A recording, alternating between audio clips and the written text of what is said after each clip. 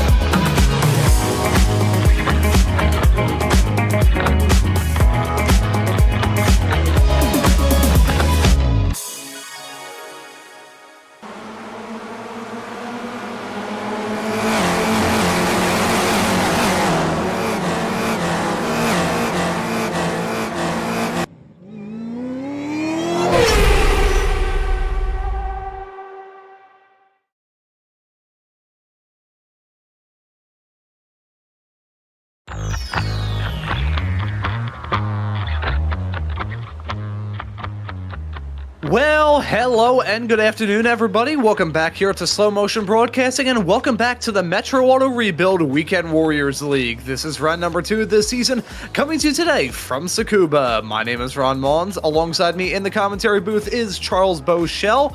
Guido Marzucchi is our producer for today's broadcast.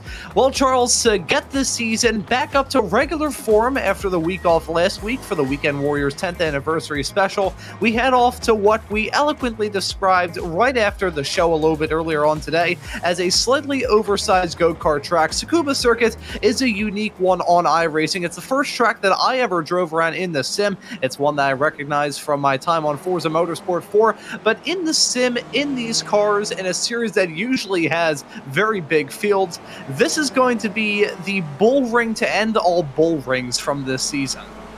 Yeah, I think you're right. This is a very, very short track. As you see the timing tower, the pole time is 1 minute 0.3. So that will tell you that this is a very, very short layout.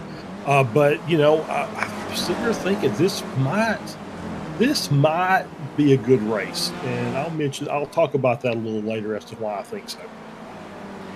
Yeah, I think there was a sprinkling as to some moments that could lead us to having a very good show here today. Certainly looking forward to it, and looking forward to the entirety of this Spec Racer Ford season here in the Weekend Warriors, and very happy to have Metro Auto Rebuild as our sponsor to bring you all the action here on Slow Motion Broadcasting all season long. When it comes to repairing your vehicle after an accident, you'll hear a lot of different terms thrown around, like aftermarket or reconditioned parts, blend within the panel, spot refinish, direct repair program.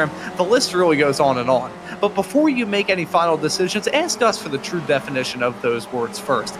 In most cases, they may not be the best thing for your car, in fact. If you want your vehicle restored using factory methods and specifications with OEM-required tools and equipment, depend on the professionals at Metro Auto Rebuild. We'll give you honest answers about the repair process, your rights, and your responsibilities. You want someone who's there with you every single step of the way. We'll get you back on the road safely, timely, and with our guarantee that you will love our workmanship. Please let us answer any questions you have about the repair process. We're here to answer your questions about estimates, insurance company coordination, and billing, as well as rental car coordination too. Visit our website anytime at metroautorebuild.com. We would like to thank Metro Auto Rebuild for sponsoring this season of the Spec Racer Ford Weekend Warriors. And with that being said, Charles, talking about Metro Auto Rebuild and the fantastic stuff that they do, it would be quite nice if you get involved in some sort of collision here today to not have to worry about come time for the next round of the championship in 1 week's time at Sebring, because they'll be able to give you the brand new keys for your nice ride. And speaking of the keys, yeah, absolutely. That was a stretch, by the way. Absolutely. So keys to the race today: wide track, tight corners should make for some very close racing. There's some good straightaways on the track for some slipstreaming that'll keep the cars a little tightened up. And then finally, the exit curbs. I've been watching practice, and the exit curbs are some drivers are struggling a bit, just trying to keep the car straight. So we'll be keeping an eye on that today. And, as I was saying earlier, I was sitting here watching things, and I'm looking at the timing tower, and I'm watching the drivers on track here in qualifying. We've got 33 cars. I'm sorry, 34. We just saw a new driver pop in. We got 34 cars on the grid for today's race. The top 26 currently are within 1 second of pole. And that generally means that we'll have some pretty tight racing on the track. I mean, you look at it, the top 11 within a half second. So, obviously short lap, so the lap times are going to be a little bit compressed. But once again, you get on a track like this where you've got some tight corners, some places that cars can kind of run side by side without fear, as we see a car going around, without fear of contact. And then along with some of these long straights that are, say, medium distance straights that you can get a good draft built up. I think we might be in, if we can get through the first lap clean, that's going to be the key. If we can get all the cars sorted out after the first lap, I think we're in for a really, really good race today. Yeah, I certainly think so as well. Negotiate that first lap clean and smooth, and we'll be smooth sailing for a very good race today. Already had a pretty good opening round of the championship 2 weeks ago at Alton Park, and despite the fact we only have one race on the board, we will keep you updated on how the championship point standings look after that one race. Kane Halliburton, who was your winner in the 10th Anniversary Weekend Warriors special 1 week ago, he was your winner at Alton Park as well, and he holds on to the championship points lead. Nathaniel Schramm slotted in P2. Lace Pleva in third.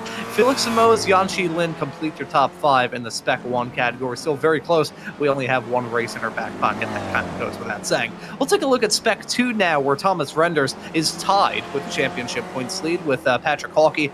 Renders was your winner last time out at Alton Park with a P12 result in that race. However, with bonus points and everything of the sorts, Patrick Hawkey is right there with him. You look at Daniel Wood and Ben Rycroft also tied as well. Only 1 point behind them is Paolo Breme, Paul Jackson, and Ian Gibson also tied at 55 points, and only 3 behind them gets you the rest of the field in course. As you look at the Masters category now, Antonio Reese was your winner of the race at Alton Park 1 week ago. P11 was his result. However, with bonus points and everything of the sorts, Kurt Nunez is not too far off at 63 points as his current tally. Tom Gradwell, Andrew Love, and Michael Nelson complete your top 5 in the Masters category. So that's how it looks in the championship championship points as we head off into the second round of this season. And keeping our fingers crossed that we will have a very good race today. And Charles, this track is a bit of an odd one. And how about you give us a little lap guide as we jump on board Scott Russell in the 22 car?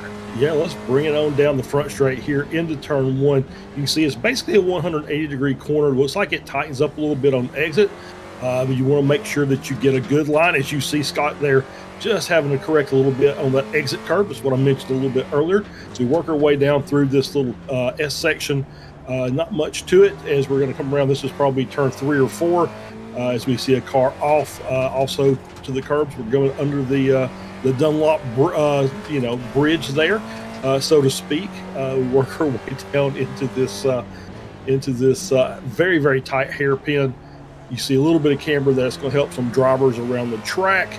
And then we got the very, very long straightaway, the back straight here. You're going to get a good draft, and we've got almost a 180-degree corner, but an open radius. So you're going to get a little bit of a run coming out. You see Scott just taking it all the way in, feathering the throttle through the apex, and then that good run out. You can carry a lot of outside curve there going down to the start-finish line, and that's a very quick lap here at Tsukuba. Yeah, very good lap and a hectic lap for sure as well here at this track. Basically, no room to breathe outside that back straightaway, which, let's face it, it's not the longest in the world. In fact, it feels like a pit box that you'd see. I'm pretty sure there's NASCAR pit lanes that are longer. There's probably pit lanes just period that are longer. In fact, the pit lane at Okayama a little bit earlier on today for the race in the Formula Ford Weekend Warriors is probably longer than the back straightaway here. This is a small racetrack. That goes without saying. But these racers got to look to have some fun at a race that is certainly going to be on the hectic end as we follow Matt Thompson, the 333 machine, currently slotted in P15. It's interesting to race. A couple of days ago was my 333rd broadcast, and nice to see the 333 with my 333 notion from a couple of days ago. I lost track of what show I'm on quite some time ago. I still have a playlist up that I'll probably post to anybody who wants to go through just days and days of falling anvil jokes and other very lowbrow transitions into talking about the keys for the race. The list goes on. Follow Josh Justice in the 99 car as he heads his way off into turn number 1. Turn 1, that is going to be the real choke point for these racers. I think if we get through turn 1 clean, I will be gobsmacked. Yeah, I think, once again, I think if we can get through the first lap relatively unscathed, not a big pile up or anything, I think we're in for the makings of a good race. Now, that being said, the first lap is going to be very tricky with cold tires and cold brakes. Obviously, some very tight corners that you're going to have to make sure that you brake just at the right time, as you still see cars struggling with these exit curbs. That's the 909 car of Gradwell, just catching that exit curb, improperly and losing the tail. So that's the things that we have to watch out for at the very start of the race. That'll happen, but you get at the very start with the compressed field. Anybody that does that and comes across the track is liable to take out half a dozen cars, and then that turns a good race into a very forgettable one. So yeah, it's going to be one of those that we get through the first lap or two clean, we get everybody kind of settled in to where they're supposed to be on the track, then we can do some real racing. And like I said, I think because of the short lap time, we're like sitting at 27 cars within a second of pole, and we've got 12 cars under a half second from pole. So it just makes, with the draft that these cars can produce, it's gonna make this a very, very competitive race. And I'm really looking forward to it. Like I said, we just got to get that first lap clean. If we could do that, I think we're in for a barn burner today. Yeah, expecting this race to be a good one, and expecting some topsy-turviness in reference to the drivers running well up at the front. I mean, Edwin Rivera, your current provisional pole sitter, he's a Spec 2 driver in that number 87 car. It is a mismatch of the numbers, but we believe he is, in fact, Spec 2, so you can take that green check mark as the gospel. Alaise Pleva, certainly a Spec 1 competitor, sharing the front row with him currently. Alexander Gorson slotted in P3. Jörg Mani is your top qualifying Masters competitor, as a checkered flag flag is now flying here in this qualifying session. Already 40 seconds in our rearview mirror. These racers still have one more attempt allotted to them. If you cross that start-finish line with 1 second left on that 20-minute long timer, you still have another attempt to set in a good time. Aleix Pleva not really improving currently as he's heading his way into the pits. In fact, so Pleva going to throw in the towel from this qualifying session. Same the case for Adam Bradshaw, not improving in either of the first 3 sectors, and looks like he's going to come into the pits. Thomas Renders, he's going to be smooth as well. So we'll have to see if there's an improvement from him. Sorry, what was that, Guido? Alrighty, fair enough. So Rivera has been promoted into Spec 1. I mean, based off that performance, that is pretty strong for that racer. So he is, he is in fact, in Spec 1 from what I'm hearing, unless my sarcasm detection skills have fallen away.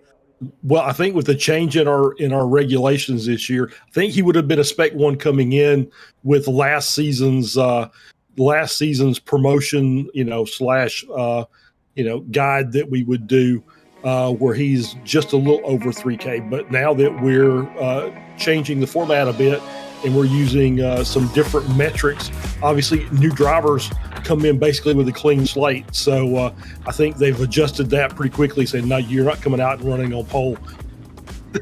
So, here we go. Short pace lap. Oh, God. Wind up, Ron. Click, click, click, click. Here we go. Let's get that starting grid loaded up. We're going to let you know all of the starters, all 34 of them.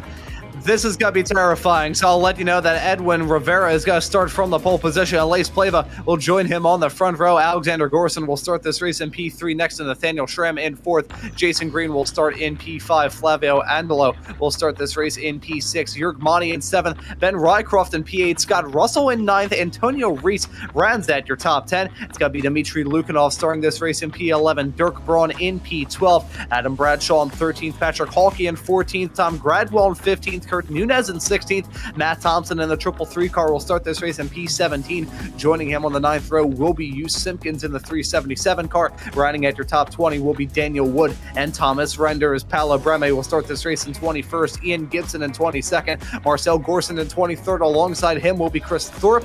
It will be Paul Jackson starting in P25. Josh Justice in P26. Brad Cathcart and Nicholas Rycroft will start right behind on your 14th row, with Jeff Jacobson, Angel Soto, Michele Viglini, Jason Grider, Andre Favini, and Douglas Ty rounding out your 34 starters here today. I think I burned through it so quick that we didn't even get that starting grid loaded up there. That or my graphics are completely shot, in which case I may have some more important issues on my mind. But here we go. We're rolling on this pace lap. Going to be a hectic race here today. And lap 1 certainly going to be a trendsetter here at Tsukuba for race number 2 of the Spec Racer Florida Weekend Warriors, presented by Metro Auto Rebuild. Visit MetroAutoRebuild.com for more details. But here we go. We've got to start to worry about the field. Coming onto that start finish straight away. The green flag is that, and the drivers are on their way. Flavio Andelo already on the outside. Got to make it 4 wide as they head their way off into turn number 1. That's a gutsy move up at the start, but as they head their way through turn number 1, trundling around this slow part of the racetrack, everybody wants a lead lap 1 here in these Spec Racer Ford races. But more than anything, and especially important here today, everybody wants to get through that first lap as cleanly as they humanly can. Yeah, so far so good. We've got a couple of movers, but nothing traumatic happening in the grid so far. So great start by everybody, and looks like we're going to get a nice clean lap 1, and that's going to set us up for a really good race. As they head their way down off into turn number 8, the hairpin, the tight hairpin at the end of this lap. It is still rather smooth up at the front with your pole man, Edwin Rivera, leading them as they head their way down into turn number 10. Alexander Gorson right behind Aleix Pleva, who slotted in P2. Nathaniel Sherman, Jason Green round at your top 5 as they complete the first lap. Everybody setting in the quick times here as look at Aleix Pleva. Thought about down the inside off into turn number 1 as Alexander Gorson was also chasing his tail as well. Yep, Gorson looking around there, seeing if there's a potential move to be made. Not yet. As you see the grid there, the timing tower, everybody in yellow and orange. That means everybody is within a second of the car next to them. So still very tight on the grid so far. Very tight, super tight. Everybody packed in like sardines. Adam still doesn't get that. I'm not sure what there is to not get about that. Edwin Rivera still leading them as they head their way down into turn number 8.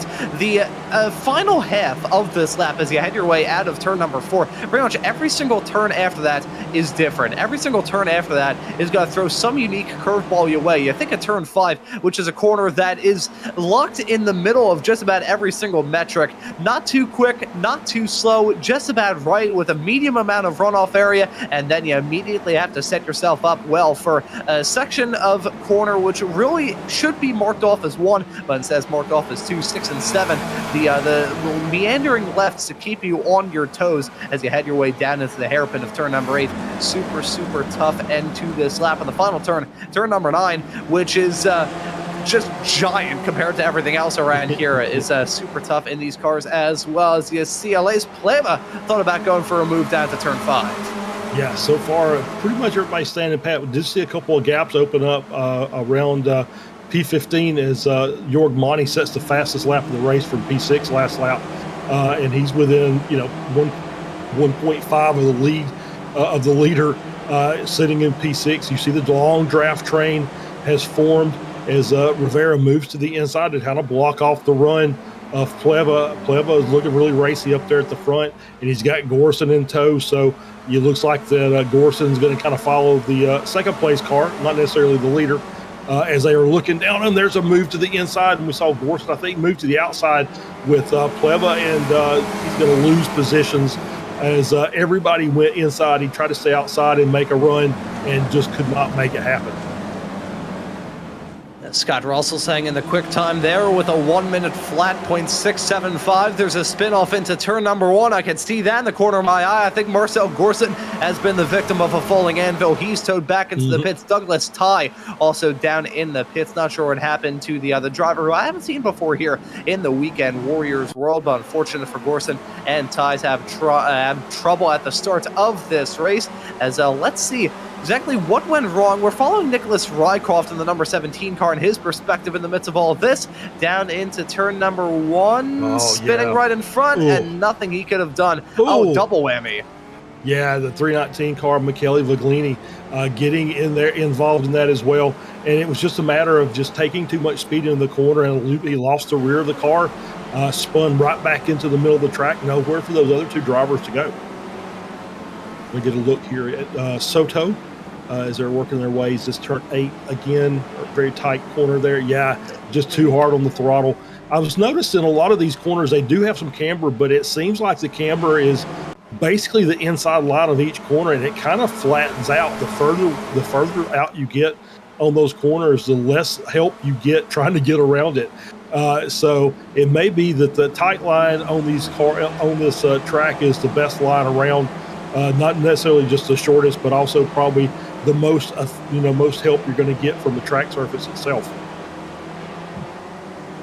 See LA's Pleva thought about going for it around the outside into turn number 9. He's going to try and make it work there. You bring up a fantastic point, though, Charles, talking about the nature of the turns around this racetrack. They don't have progressive banking. They have regressive banking, as here comes Pleva down the inside off into turn number 1. He goes for the dive, and he's going to jump into the race lead for now, but Rivera going to fight back as they head their way out of 1 off through 2 and 3 right about now. Who's going to win out in this battle as late breakers down into turn number 4, the turn that has probably the most amount of banking around the entirety of this racetrack. You gotta keep it tight and tidy on that inside line. Pleva does it and jumps into the race lead fully. Rivera now gonna have to worry about how he can jump back into the race lead as we jump back to a battle a little bit farther behind. Thomas Renders, after a brilliant start to his campaign here in season 4 of 2025 with a win in the opening race at Oulton Park and the win in Spec 2 in the 10th anniversary race just 1 week ago at Road Atlanta, looking to keep on form, as I thought he was going to go for a move on Kurt Nunez down into turn number 8. And speaking of a move, that's Nathaniel Schramm looking down the inside of Rivera. Yeah, Schramm's moved up into that P3 position with Gorson dropping back down to 5th. As we did here, there's a crash. Was that Bellini? Yep, there we go. So it's the 27 car there, Favini, not Bellini.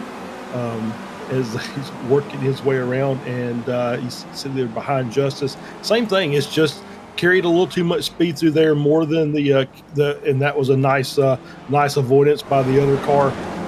But just tried to carry too much speed through there. Thought there was that camera was going to help, but just not really doing the job. And you see the rear coming around, and great job by the car behind to avoid the incident and not make it worse. Yeah, so very close quarter stuff. I think that may have been Jeff Jacobson, the first driver to arrive at the scene of that near accident off through turn number 8. But once again, a driver falling victim to that corner. I gotta say, turn 4 and turn 8, I wouldn't say they're the same corner because they have their own unique challenges. I believe turn 8 is quite significantly tighter than turn 4, but they do draw comparisons, in my mind at the very least, which is a very odd place to be in, to turn 5 at Alton Park for the last round of the championship. So rather similar turns in the sense that they have a decent amount of banking to help you out, and if you carry a bit too much speed off through there, your tires are just gonna say, no. Yeah, we talk about it. You can use the track to assist you around the corners, but these cars depend on the mechanical grip, and you can only apply so much friction to those tires before they overheat and they just give up. So it's just a matter of these drivers just figuring out how much is enough and how much is too much. And we've seen a couple of instances of where it was too much. But I am watching, and it's still just amazing. We've got the top 10 drivers in a train, all the cars separated by basically a half second or less. So we've still got a pretty good battle up here at the front, although not really any movement or very much movement, as we see Schramm getting the fastest lap of the race with a 1 minute 0.3. Rivera actually ran a faster lap time, but apparently had an off track somewhere. And I'm just kind of curious. I haven't really been paying attention, but we may have to keep an eye on the off tracks. Obviously, it's very tight track, and we don't race here very often, so it's easy to kind of lose the track limits when you're not on a track a lot. So we may see some drive-throughs crop up during the course of this race. Yeah, we saw it earlier on today at another racetrack in Japan with the Formula Fords running at Okayama. Many a racer ran into difficulties during that race, and got to keep our eyes open to see if we do have any black flags all throughout this race. That's a mighty fine point that you raised there, Charles. Could most certainly be a factor here in this race at Tsukuba today, but as we see Elise Pleva and Edwin Rivera kind of chasing their tail a little bit off into turn number 1, the other trying to defend from the other racer, trying to find any way in the book to get past. This pack up at the front still rather insane, and so insane in fact that we have to draw for cheap clapter and break out old Weekend Warriors and broadcasting prop. Oh, actually, I'm going to hold off on that point. I was going to break out the harmonica, as Flavio Andlo actually had a half spin off through turn number 4, a little bit farther there in the back. So the Pleva train that was 10 cars strong is now only 6. So we've gone from a to a. Yeah, fair enough. The disgust from Guido in the production truck. I'm disgusted too, Guido. Anyways. Yeah, so Andlo did manage to catch the car. He did lose a couple positions, and you're right, did kind of create a little bit of a natural gap there. But the thing about this is with this short track, that once they start battling up front, those guys behind will catch back up. As we now see the 87 and the 26, that's Rivera and Schramm side by side coming out of the corner and then down through the S's. And it looks like that Schramm is going to have the inside advantage there through turns at 4, or is that 8? I don't know. I can't tell the difference. But Schramm is able to get the position and move up to P2. Rivera drops down to P3. As we have got ourselves the pit stops to worry about here, too, with Daniel Wood and Brad Cathcart both making the call to come down pit lane, and one racer who has left the track in a rather unfortunate way is Jeff Jacobson, who's had his own share of drama. We follow him in this replay heading out of turn number 9 onto that start-finish straightaway. Not been the first incident down into turn number 1 thus far here today, and unfortunate there, just carrying the momentum. May have had a slight rear lock down into the turn, and Jacobson going for, I guess that'd be described best as a 2/3 spin off into 1. Yeah, I think that's exactly right. And yeah, it just, just carrying a little bit to its speed, locks the rear tires up, trying to add a little braking to it. and loses it a little bit, but able to recover it. So obviously, he's not in contention for a race victory, but he is obviously trying to get as many points as he can, on the race. So he's going to lost a little time, lost a position. He'll get a chance to make that up during the course of the race. We're still only 11 minutes in. We have saw a couple of pit stops. Cathcart and Wood both came in on lap 10, and that's probably not a bad idea. I think this is not going to be it's not going to be a real fuel heavy race. So my guess the pit window is probably officially open at this point with 12 minutes gone. Yeah, I gotta say it probably is with the drivers we've already seen come down pit lane. It's a little bit odd when it comes to these smaller racetracks. Depending on the size of the circuit, you can see varied strategies go on. Like we'll just say on a regular 2.5 to 3 mile long racetrack, you see one strategy call at a race at, I don't know, we'll say Spa, or maybe the Bend with the GT circuit, which I always thought looked like a very sad tapeworm, but that's neither here nor there. Or you think of the Nordschleife. That's a pretty darn good example of varied strategies that can go on there, where the drivers are a bit more uniform in terms of what they do on a longer racetrack. On a shorter racetrack, on the other hand, shorter in terms of lap times and shorter in terms of lap distance, you could see just so many different things get thrown at the wall. These racers always like to be a bit on the experimental end when it comes to figuring out what sort of strategy call they can make or not. I always love to see it, even though the strategy calls for me, I only have a couple of brain cells to fire to try and make sense of all the strategy calls, and those were the brain cells that told me to eat paper clips when I was a kid. So it is still very cool to see as Dirk Braun, the latest to come into the pits. Yeah, there's something to be said for the undercut.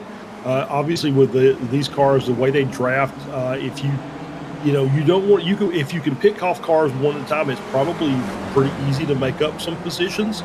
But once again, it's another one of those that you're going to lose some track position with the hopes that you can run some really quick laps by yourself. So if you don't feel like that you've got the overall pace, it doesn't make a lot of sense to stay back there. Or to pit early, but it's always worth a gamble. You never can tell what's going to happen. You could end up pitting, and then the next thing you know, the cars you're racing with get into a collision, and then they're out of the race. So you pick up spots just by sheer luck of not being where the wreck was going to be, and so it'll be interesting to watch as it goes on. But yeah, I think this track is probably 10 minutes in is probably fine. As far as because I don't think you're really on the gas a lot here. There's a couple of straightaways. My guess is that now that we've got a little bit of a gap in that top six, there's probably some fuel saving going on. We got a car off, and that I could not tell who that was, but maybe that was a lap down car. They are now was probably Rycroft. That's the 116 Motorsport livery. So I think that is Rycroft that's getting lapped there, and is able to just stay out of the way. Nice sportsmanship on his part. Yeah, very good sportsmanship indeed. One thing that I always find kind of funny is when lap traffic decides to get a bit more experimental with the other way that they let the leaders go by and just drive off the track to try and avoid it. Great sportsmanship, though, here in the Weekend Warriors. You always love to see it. There's been a little bit of battling right behind, just barely inside the top 20, involving the likes of Chris Thorpe and others. And that pack a little bit farther behind, which is being led by Adam Bradshaw, that's battling up in the front. I wouldn't necessarily say has cooled off. It's just like a temporary armistice that we see at the present moment. These racers probably got to duke it out in the not too far off future. I'd even happen to guess that probably in about 8 minutes, I would say, is when we see these racers really begin to get a bit hairy and try and go for the moves as the pit cycle nears. Want to briefly touch on our class leaders. Here's your Masters leader of Jurg Mani, right behind your current Spec 2 leader of Alexander Gorson, with the Lace Playville leading this race, punching that hole in the air and leading in Spec 1. But we do have some battles all around this racetrack. It's a rather drafty track, this, even though it's very tight and twisty and very short. It's just such a quick enough racetrack in the parts that you are going flat where everybody can be packed. Very stressy, though, for the drivers. Oh, yeah, definitely stress for the drivers as we maybe lost our or is it just me? Oh, yes. Oh, Yep, I can hear Guido. I think Yeah. we Okay. have some So slight difficulties there. lost our SDK there. So apologize for the technical issues as we are now at a replay. So we'll kind of keep you abreast of what's going on. Nothing changed at the top. I think there's probably. I think there's. All right, we would be.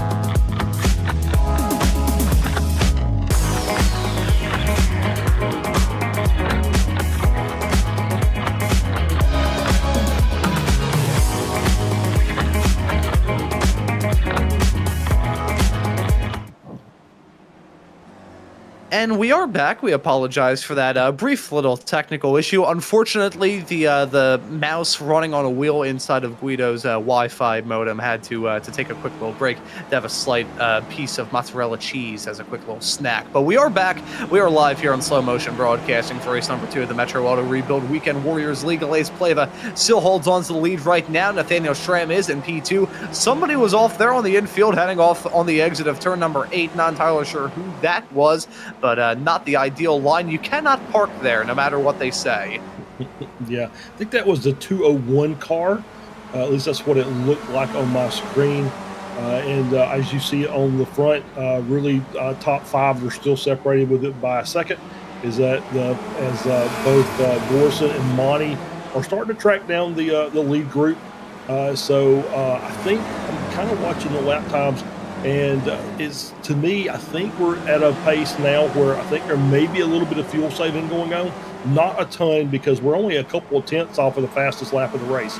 So to me, I think that they're doing a little bit of lift and coast into the corners. Not really cost them a lot of time, but they are trying to save as much fuel as they can as we hit the halfway point of the race.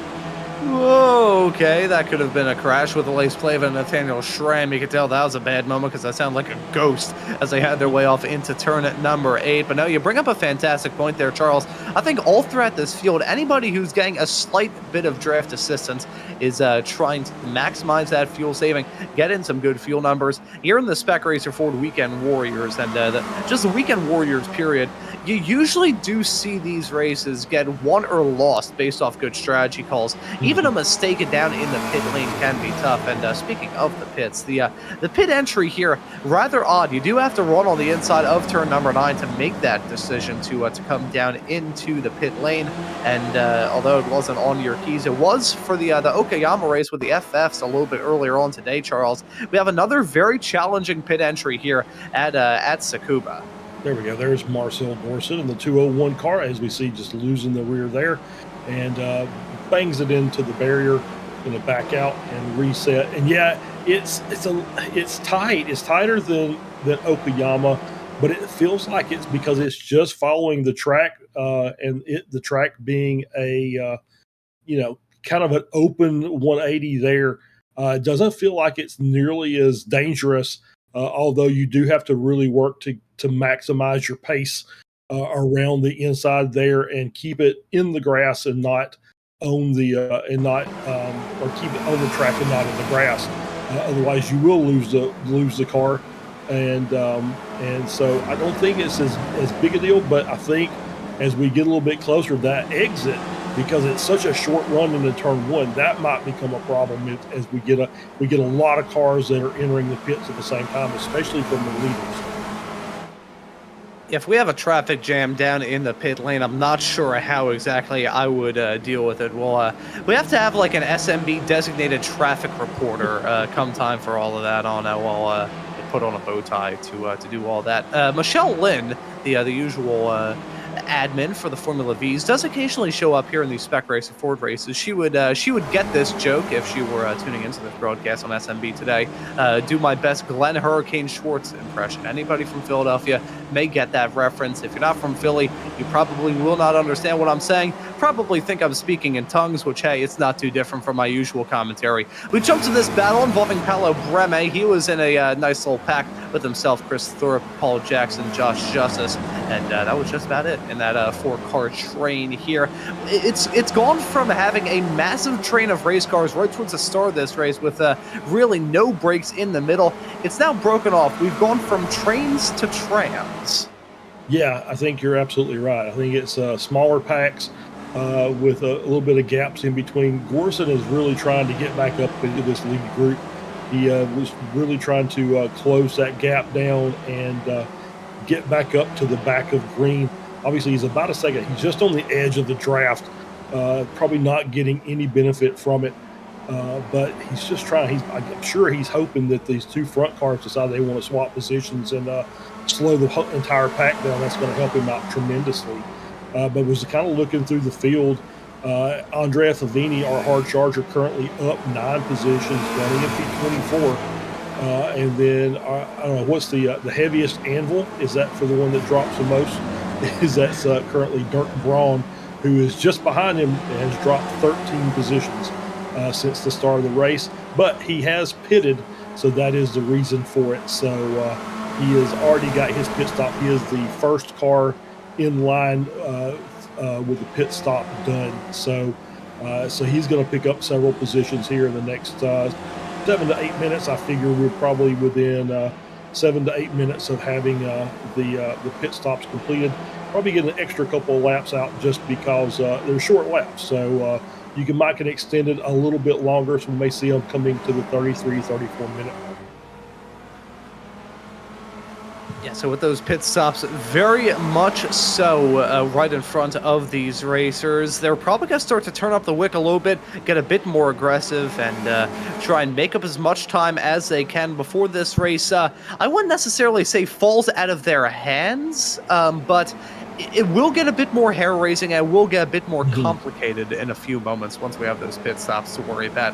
We look all throughout this field, follow this battle involving Antonio Reese, your current P2 runner in the Masters category, which is still led by Yurik Mani, and Dmitry Lukinov, currently slotted second in the Spec 2 category, right behind Alexander Gorson. Nice to see Gorson and Lukinov out there on the racetrack. The Spec 2 category, always fun to keep tabs on here in the Spec Race for Weekend Warriors world, as we have got ourselves this Hornet's Nest that nobody's thrown any wasp spray at yet. It's Chris Thorpe leading it with a quite comfortable gap between himself, Paolo Breme, Josh Justice, and Paul Jackson completing that train of race cars. So always nice to keep tabs on that. As Nathaniel Schramm was starting to cut some shapes, I thought that he was going to go for a move down the inside, but Lace playback. Dmitry Lukinov briefly got abducted by a UFO as we jump back to that battle involving some of these racers, all of them running in the top 5. Yeah, and I did see Antonio Reese coming into the pits. Was running up right at the edge of the top 10. He's in the pits now, so he's going to drop down the order. And this is just kind of stretching out just a little bit. You see a little bit of a gap now between Schramm and Rivera. I'm just kind of watching, we talk about this, haven't mentioned his name much today, but we've got, what does he call him, the Professor, Jason Green, sitting there in fourth. And if anybody knows how to maximize fuel in a Spec Racer car, it would be Jason Green. And he hasn't really put anything, done anything except just kind of ride around. So I'll be looking for him for a really short pit stop coming up. I think that is the strategy call that he is definitely playing. We have seen it many, many times from him before. It's It's like watching the tush push whenever you're seeing a Philadelphia Eagles game. That's usually the play call that is made, and we'll see if that is a victorious play call to be made here today. And on the subject of Jason Green, now that everybody's favorite meowing member of the United States Air Force, Mr. Adam Thompson, is back. I wonder whether or not the other Racing Line podcast is coming back as well. We haven't received word as to whether or not the other show will be returning. I didn't even know that Adam was back until he popped up in XSLR last week when the ARCA cars were running at Talladega, and he came in, and both of the Adams, the dry Adam and the wet Adam, as they like to call themselves, which is still disturbing to me now, even though I've worked with the both of them several occasions since they came up with those nicknames. I did not know that he was returning until he came in, and the both of them immediately started dogpiling on the city of Philadelphia. Yeah, I was same as I popped in for the race since I'm competing. Popped in, and he was in the Discord channel, so we had a nice chat as he was giving us his exploits. But I'll let him tell the story. It's but I'll just give the short answer. He was in Guam. So there you go. He was on a temporary duty assignment with the Air Force, and so got to go down to the island. They did not tip the island over, so everything's good there. But it's good to have him back. Obviously, he's we pick on him, but he's always missed when he's not here. So it's good to have him back safe and sound. And now we got to drive dirt with him coming up tonight. I got that joke. I did. That I most certainly did. Jason Green has made the decision to come down pit lane from third in this race. I will let you know, Charles, that joke will definitely win you brownie points with my father, and win some brownie points with me too. But Jason Green comes into the pits from third place in this race. The first to come down pit lane. Will he be a trendsetter here? We're off to see how things shake out on the next go around for these competitors. Rather spread out around this racetrack too. One thing that we have neglected to mention is the lap traffic dilemma. It's going to be huge throughout the rest of this race, especially with those racers making the call to come down pit lane. And look at Jason Green, for instance. He's involved in a side-by-side scrap with himself in a lap car. That right there is the 17 of Nicholas Rycroft that he was side-by-side with on the pit exit off through turn at number 1. Rycroft going in very shallow down into the turn, and he is going to be battling with Michele Vicolini in that battle a little bit farther in the back of the pack as Elias Pleva has come into the pits. He is joined there by Edwin Rivera as Nathaniel Schramm having to worry about some lap traffic on that potential in-lap for him. They're joined in the pits by Alexander Gorson, and here is the money stop left to see how the times work out and how the gaps work out with Jason Green still out there now on slightly warmer tires. Yep, absolutely. As Schramm is the only car from the lead group that has not pitted. Lukanov stayed out, and I'm just kind of watching to see Jason's lap. He wasn't the fastest on the stop, but the overall time, he did a great job on pit entry and exit, and picked up 2 seconds on Antonio Reese, who came in several laps ago. So we'll see how it all shakes out as they're out, and it looks like Green is right behind Pleva about a second. So Pleva had a really, really quick stop on the pit and was able to get out in front. I believe it's Pleva and Green, and then Gorson, your top three. I believe the virtual top three until the pit cycle is done, as now Schramm is in the pits. Nathaniel Schramm, the latest driver to come down pit lane. He comes in from the lead of the race. We look at Pleva, Bradshaw, and Green. Bradshaw, the meat of that sandwich. He's going to come into the pits and give those two a nice little gap up at the front. Flavio Andelo and Scott Russell, they have both yet to come down pit lane. The only two racers out there with, I think, a couple of exceptions a little bit farther behind yet to come into the pits, but pretty much everybody else inside the top 10 has come down pit lane, and all that. Nathaniel Schramm has actually exited out with a very comfortable and commanding gap over Elias Pleva. 3 seconds is the margin, and you look at the time that he spent down in the pit stall, 10.4 seconds down in the pit box compared to Pleva's 11.2. Nathaniel Schramm, in the midst of all of that, they have pulled off a masterstroke. Yeah, I think he had a really good stop, obviously, with a 3 second gap. So he's out there running by himself, though. So I don't know if we'll see what happens between Pleva and Green. Now they're back together, only 3/10 separate them.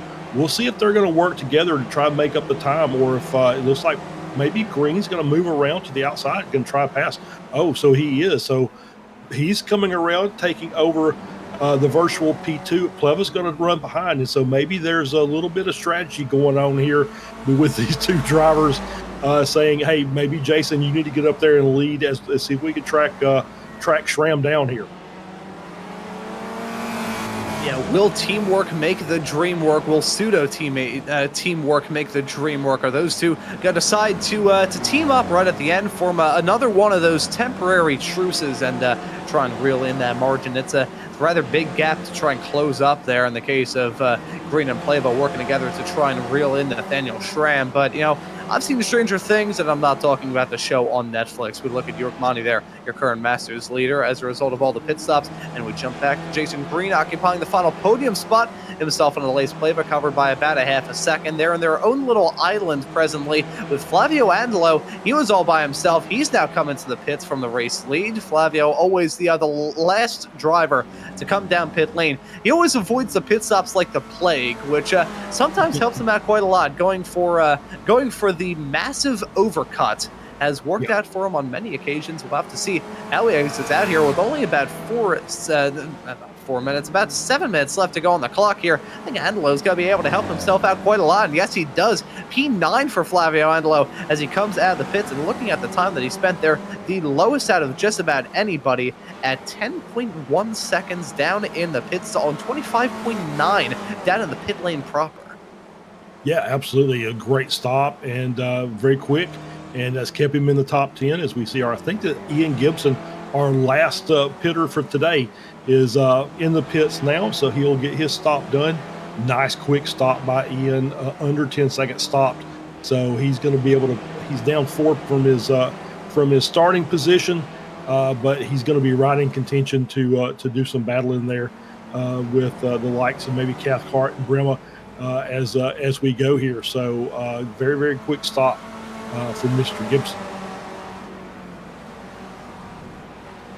Very quick pit stops, very quick lap times still being set. These racers continuing to set in very, very good lap times there, even with the tires probably worn down to the canvas, and these racers looking to just get to the end of this race in a clean and orderly fashion. Somebody has, and as Adam Bradshaw, you can see him a little bit farther up the road with a car that looks like it's just about ready for the scrap yard. He's got a meatball flag. He'll have to come in to repair some damage, and let's see how he picked up that damage in the first place. You can see him following Tom Gradwell, spins out of the turn, contact being made. I'm not sure who that was that center punched him coming out of there.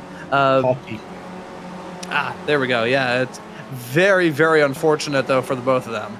Yeah, for sure. Yeah, the tough break for Bradshaw, and just losing the rear a little bit, and once again, Hawkey nowhere to go. So you're right, it was basically the T-bone and caused the meatball for Bradshaw. He'll have to come in and get that repaired, because I think he is not going to be able to finish because we're only on 1 minute lap times. We'll have at least 4 more laps of racing left. So he will have to come in and serve that black flag and get the car either repaired or just park it, depending on how much damage is left and if he saved his fast repair line. Yeah, so if Adam Bradshaw does have that fast repair, going to work out quite nicely. Well, nice in general terms here. That's still not a bed of roses. If he doesn't have that fast repair, we'll be seeing Adam Bradshaw for the next round of the Spec Racer Ford Weekend Warriors, presented by Metro Auto Rebuild at Sebring in just 1 week's time here on Slow Motion Broadcasting. We look at this battle involving Dmitry Lukhanov in the 264 car. This is a nice little train with himself, Antonio Reese right in front, and York Monty right behind. So this is a pack with Masters implications. We'll have to see who's going to come out on top in that very competitive Masters category. Here in the Spec Racer Fords, I think the Formula Vs are giving the Spec Racer drivers a bit of a run for their money in terms of competitiveness in Masters, but the Spec Racer Ford Masters class is always rather known for being a super tight and competitive field. Yeah, absolutely. It's a great battle there with Lukhanov and Monty, as Bradshaw is now coming into the pits. to serve that meatball, get the car repaired. So yeah, we'll see. I know Monty really wants to get past Lukinov. Of course, Lukinov is looking ahead a few seconds, and he's got Gorson up there. So he obviously doesn't want to lose time to his own battle as he's sitting there at P2 and Spec 2. But with Monty in front or behind, and with Reese in front, probably better to just let Monty go, as Monty's still looking to the inside there, trying to find a way around. So maybe a desperation move, or as we're on get a black flag. Is that right? That Adam Bradshaw. So that's going to be a pit penalty. So from bad to worse for Bradshaw. So obviously not the best day for Adam here late in this race. Yeah, I have a feeling that we will be seeing Adam Bradshaw return out on the racetrack next week at Sebring. I don't think he'll be hitting the racetrack for the final 2.5 minutes of this race. Nathaniel Schramm holds on to a 3.5 second gap, nearly up at the front between himself and this man, Jason Green, who has still got Lace Plava running right behind him. We were thinking that it'd be a bit of a steep hill to climb in the case of those two trying to catch up to Nathaniel Schramm. They would have to reel him in at a multiple seconds a lap. That's a car spun off through the final turn. Was that I'm trying to figure out who that was. There we go. So yeah, very, very unfortunate off through the final turn. Hey, I was expecting turn 9 to be a source of drama, and unfortunately there for Gorson it was. Whoa, look at the move by Lukinov there, trying to get, and he couldn't hold on to it. Off, slows down a little bit, tried to make the move over Reese, wanted to get by and get out of that battle, and had a good move, almost made it stick. The little wiggle coming off the corner, and Reese gets back around. So Reese still in 6th, Lukinov in 7th, Monty in 8th. Did notice a couple of blinks from Lukinov with his internet connection just a little bit there, which is always unsettling for other drivers. And in that group in front, I mean, Green is making up time, but it's a couple of tenths a lap. It's not enough that it's going to so 2 to go, I think, is this as we just cross the start finish line. And so I think that's going to be it's just going to be too little too late. I don't think they're going to be able to get up there to him, but they are carving into the time. It's just not quickly enough. Yeah, that's a problem. Jason Green and Lace Plava have worked miracles to get that gap even below 3 seconds and now below 2.5. But to close up that gap at the end of this race, they needed a hatchet, they needed a chainsaw. They were pretty much tasked with cutting down the mightiest tree in the forest with a herring, and I don't believe they'll be able to do it with the white flag in the air next time by for Nathaniel Schramm. I think he'll be taking that in just a couple of moments' time. In fact, the driver of the number 26 car going to look to try and get in a good amount of points here today with Kane Halliburton absent today. That is going to be a big swing of momentum in the Spec 1 category. I think we are on track to have all but one different winner here today. The only other driver all throughout this field that is going to get their second win of this season. Unfortunate news for our producer, Mr. Guido Marzucchi. Looks like Antonio Reese going to get the job done yet again here in the Spec Racer Ford Weekend Warriors. But it's still not over. It's still not over. We've got Antonio Reese and Dmitry Lukinov covered by just about nothing. And you look right behind Lukinov, Jurg Mani in P8. That is still going to be an intense battle on the run-up to the line. And Flavio Angelo is there to pick up the pieces in case these drivers run into any sort of difficulties. As Lace Plava has, right at the end of this race, he is being hounded by Alexander Gorson, who's going to get a move done on him around the outside into turn number 8. I think Plava may be running out of fuel here. Look at him sputtering as he heads his way out there. Yep. He's slow. We have got ourselves an Adam Thompson Trophy candidate here today in the form of Lace Plava. He may drop out of the top 5. Meanwhile, Nathaniel Schramm heads his way onto that start-finish straightaway to score the victory here at Tsukuba. It's a battle a little bit farther behind inside the top 10 with Antonio Reese, Dmitry Lukinov, and Jurg Mani. Looks like they're going to finish a line astern unless Lukinov has anything to say about it. Photo finish side by side at the line. Lukinov is not able to get that move done on Antonio Reese. He wins it in the Masters category. Alexander Gorson and all that walks away with an overall podium, which based off the fact that Thomas Renders, your Spec 2 winner in the opening race at Oulton Park, finish all the way down in 12th. The fact that we now have the Spec 2 driver on the bottom step of the podium, but on the podium regardless, really good performance from that Spec 2 man here today. But Nathaniel Schramm putting in the performance of a lifetime. And Alays Pleva still walked away with the top 5 and all that. It was close between himself and Edwin Rivera, who comes home in P5. But Pleva, running out of gas right towards the end, cost any sort of shot at a victory that he had. Yeah, that's very unfortunate. And maybe that was the reason they swapped positions when they came out of the pits. Maybe he felt like he didn't have enough fuel to make it, and he wasn't going to be able to push in order to get up to the front. So he let Jason go, hoping that he could just use the draft to help him get around. And it was just enough to hang on to P4, barely over Rivera. So good opening drive for Rivera to get a top 5. So we got some drivers out here, some new ones that are bringing the heat. With Gorson now in his, I think, second season. Lukanov, newcomer as well, getting a P7, second in class. So we've got some new drivers out here that have some skill and have some pace. And very good drives from all of them. As I can just see a front clip of a spot. Oh, that's where the front clip came from. We've got ourselves a wreck fest down to turn. Oh, golly. Right, timed out with my hiccup as I saw 2 cars just right around each other.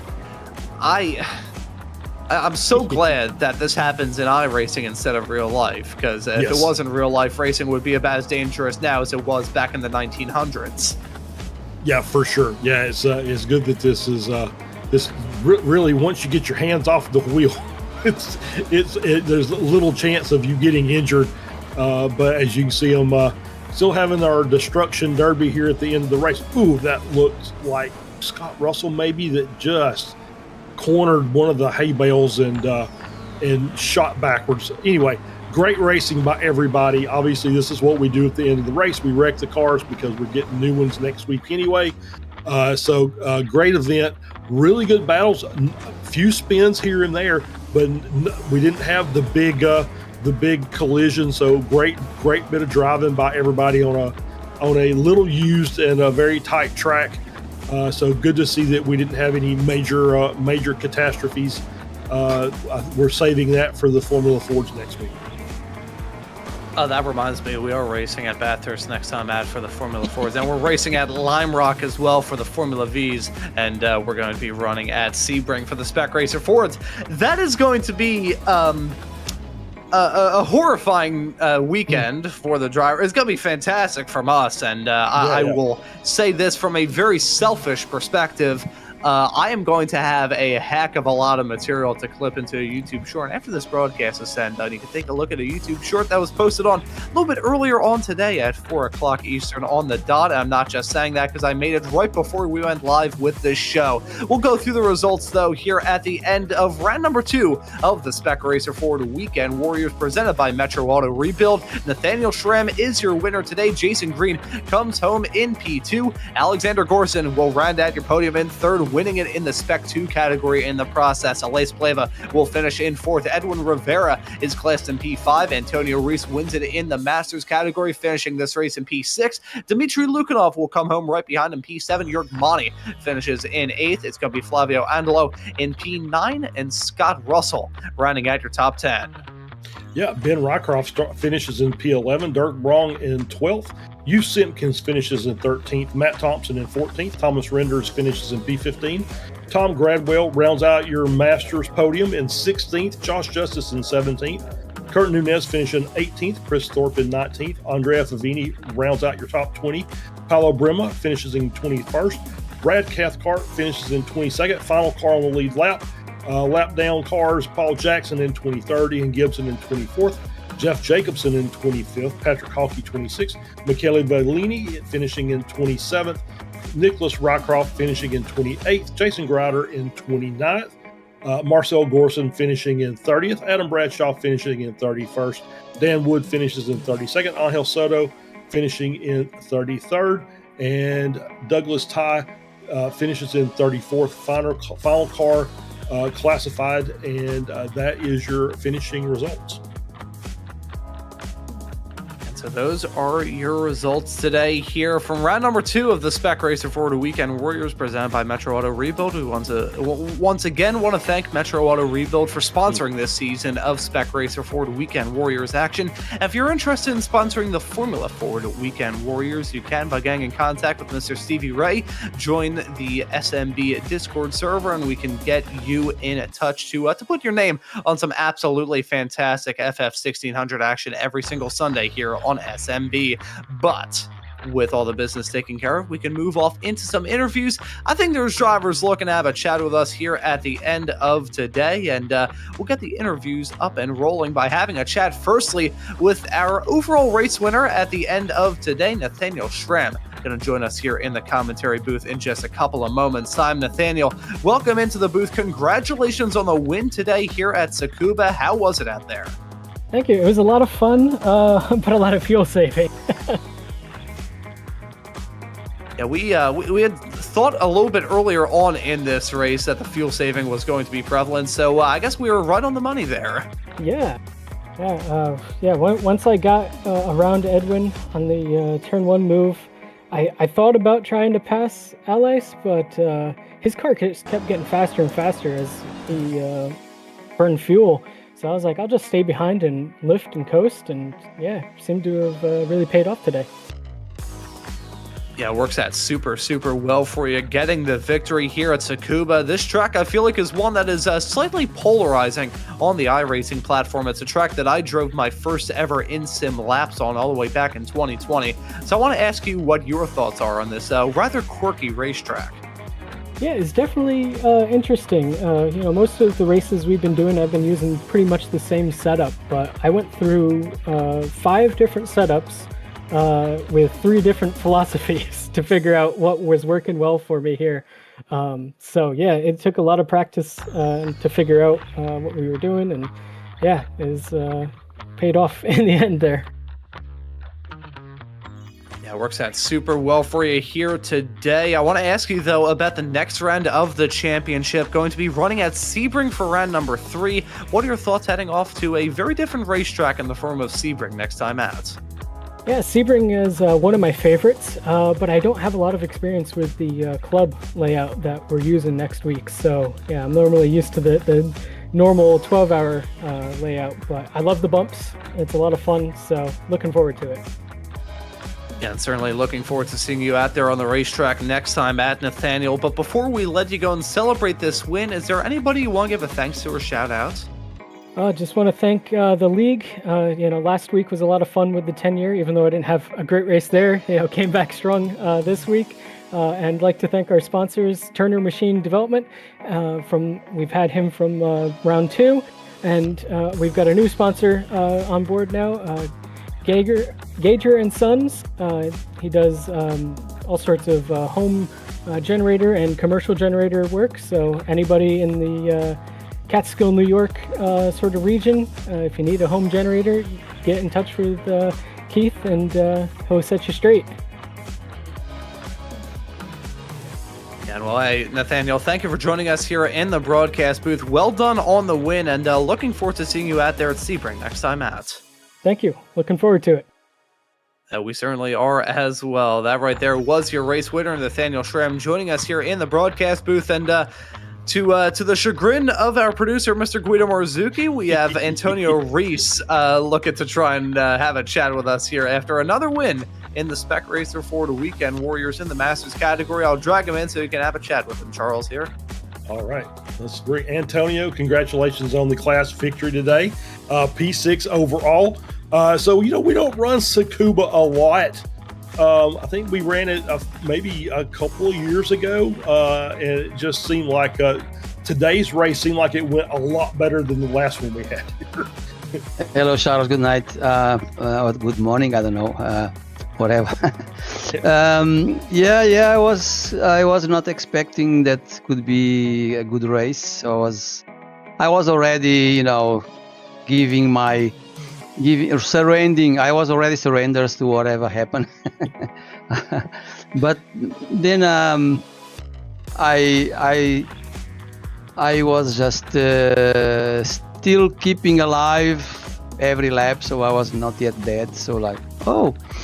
Then then I saw Mani on the pit, was a little slower than me. I don't know why. I got like 1 second from him on the pit exit, and then I don't know if Mani get enough fuel or what. He was a little bit slowing down. I don't know why. But yeah, it was a fun race. It was a lot of fun, a lot of joy racing with the guys, and it's something you don't forget. It's always very enjoyable. Yeah. Yeah. Absolutely. So next week, our doubleheader. Obviously, we're going to be at Sebring in the Spec Racers, but I also want to get your thoughts about the FFs at Bathurst next week. Oh, Bathurst with the Spec? Yeah, no, with Formula Ford. Oh, with the Formula Ford. With Formula Ford and Sebring with the Spec Racer. Oh no, yeah, Bathurst with the FF16. By the way, I was in visiting this car on real life, so yeah, it will be fun. I love that track. I love Mount Panorama. It's one of my favorite tracks, and then it will be fun, I think. Awesome. Well, Antonio, we'll let you go celebrate, but first, we'll okay. let you Thank you, Charles. Any thanks or shout outs before you go? Yeah, thanks for you guys on the broadcast, Guido, Ron, and you, and all the stuff, and for the sponsors. For the sponsor, I don't know who was sponsoring this race today, but yeah, for them as well. For Stevie Ray is first of all, Stevie, and for the drivers, for all the Weekend Warriors community. It's like a cassette, but it's not a cassette. It's my feeling. So, and for the viewers, for all, I repeat myself every time, but it's what I really feel. I keep saying the same thing, but it's my feeling. Sorry, guys. It looks okay. Like a cassette. It's not a cassette. Hey,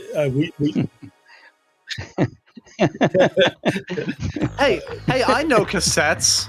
Mr. Marzucchi. Antonio, yeah, a tape recorder. Sorry, in Portuguese we say cassette. It's a tape recorder. Yeah, I think everybody gets it, and you know what? You say it every time, but it's always good to reinforce it.